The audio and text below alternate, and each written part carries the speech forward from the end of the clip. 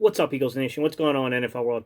How you doing, Division Rivals? This is Stephen Hyder, JT Sports Channel, where the cerebral NFL fan comes for about 10 minutes of daily content. So, sorry guys, second video today. I want to talk to you guys for a second about the signing of Eric Wilson, linebacker, right? I mean, I like this signing, but I don't want to overhype it, guys. I want to clarify some of the things I'm seeing going around because I think people are maybe a little overhyping this signing just a tad.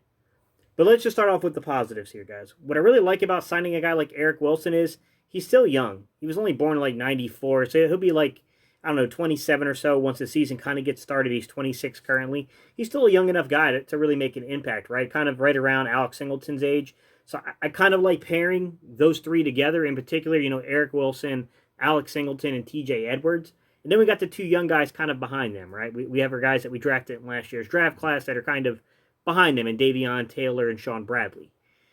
I think what this does, more than anything, guys, is that it gives the Eagles flexibility in the draft. I don't think we're quite as desperate as we just were 24 hours ago, but by any stretch of the imagination, do I think that Eric Wilson is going to prevent the Eagles from taking a significant talent upgrade if one comes across in the second or third round? Probably not, guys. I would imagine the Eagles will take their chances there. So, Eric Wilson, I just want to kind of get into a little bit. So I took some time to get a feel for what he is. And there are a couple of things running through my mind. To begin with, I think we all know that TJ Edwards would likely be your Mike. I think Eric Wilson and Alex Singleton could play that role if you needed them to. But TJ Edwards in your run base, stuff like that, is mostly going to probably play your Mike. And he should, because TJ Edwards is particularly productive against the run. And by the way, so is Alex Singleton. But the difference is when you looked at things like the average depth of tackle, so your average depth of tackle, Alex Singleton was 5.1 yards, right? You look at a guy like Eric Wilson, it was 4.9 yards. But look at TJ Edwards, 3.6 yards. TJ Edwards really reads that well and shoots the gaps well. It's something I saw from him going back to 2019's film when he really didn't get that many snaps, but he kind of followed it up with a pretty good 2020 film when it came to run defense. I mean, I still think TJ Edwards is your dominant guy there. I will tell you that TJ Edwards and Alex Singleton were both graded higher than Eric Wilson when it came to run defense. As a matter of fact, Eric Wilson was not graded highly at all. When it came to run defense, he was actually down the list quite a bit. He actually only scored a 38.3 in run defense, which is that's not good, guys. In comparison, you got Alex Singleton, which he graded out to, really respectable 62.6. Same thing for TJ Edwards, graded out to a 62.6 in run defense. So, in fairness, these two guys outperformed Eric Wilson in run defense last year. But where Eric Wilson, I think, brings his strength is in pressure and in coverage. I think that's the two areas where we'll see Eric Wilson kind of bring his value. But I will say that the majority of that value, guys, more than anything, is going to come from essentially like what he could do for you in pass coverage. Okay? He was 40th if you looked at all the corners. He got an opportunity to play a lot of, the linebackers. He got an opportunity to play a lot of pass coverage snaps on the season. About 519, which worked its way out to about 87% of all pass coverage snaps for the Vikings when he was in the game. He had a 65.5 grade, 65.5 grade, which ranked, like I said, ranked 40th, guys. That's adequate. That's good. I mean, it's going to help us out with getting to know, not only knowing the scheme, but having a productive player within the scheme. What I will say is that if you go look at TJ Edwards, I thought TJ Edwards was surprisingly good against the pass. He ranked 47th, so just 7 spots behind Eric Wilson.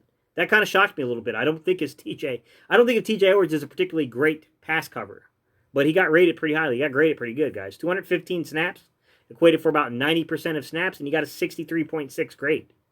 Not bad. Alex Singleton actually kind of struggled in pass coverage, guys. He was 105th in the league in pass coverage, guys. He only scored out as 360 snaps, and I think he had a 52 grade in his pass coverage, so Alex Singleton needs to work on his pass coverage. I'll be really interested to see how they utilize these three players.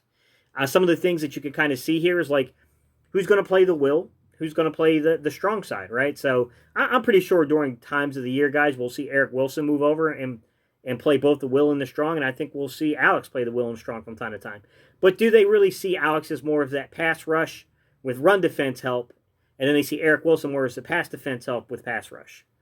That'll be interesting to see kind of how they grade these guys out and how they view this, right? Can they think they can get both guys games to elevate? I mean, this is going to be interesting, guys. It adds a whole lot to the room. By no means do I think this is a significant signing. No, I mean, it's significant for the Eagles, guys, but, this isn't go sound the alarm bells, go gather everybody. It's not that type of significant signing, guys. It's a good quality signing. Pair that up with what they did with Jordan Howard, guys. Jordan Howard being a contact bounce back. If he's getting healthy and getting that shoulder right, let's be honest with what was told to us in the 2019 season. It seems to be an undertelling of the significance of that injury because he was never the same in 2020 following whatever happened to him towards the end of the 2019 season. Or if he can get that together, guys, I like Jordan Howard there because now it makes it to where we're not desperate for a contact bounce back either. We can actually draft a guy to the value. These are the things that help. What I will say, guys, is like going forward, would I like to see any other signings? Sure. I would love to see a veteran cornerback like a TJ Carey or somebody like that get kind of picked up and brought in. I mean, as long as they're a veteran quarterback and they fit what Gannon feels like he needs from his corners, I think that all these moves just help you. It makes you so that way you're not reaching. I mean, the only saving grace we had before the free agency period is that we had so many holes on the team, it really felt like you can't reach because the best player available is going to upgrade at a position you probably need an upgrade or you need youth at. So, it kind of worked itself out that way, but at least we're kind of plugging little holes here with younger veterans, 26, 27-year-old guys that can come in and contribute. I wouldn't mind, like I said, I know TJ Carey's, he's a little older. He's over 30 years old. I get it. But we're not looking for a guy, like we know we're going to draft corners. We're not looking for a guy that's going to be here for 5 years. We're looking for a guy that can help us while our younger guys develop and can play an important role for a year or so. So, all right, guys, let me know what do you think. What do you guys think about this signing? Leave your comments down below. I appreciate y'all tuning in, guys, and I will see you guys on the next video.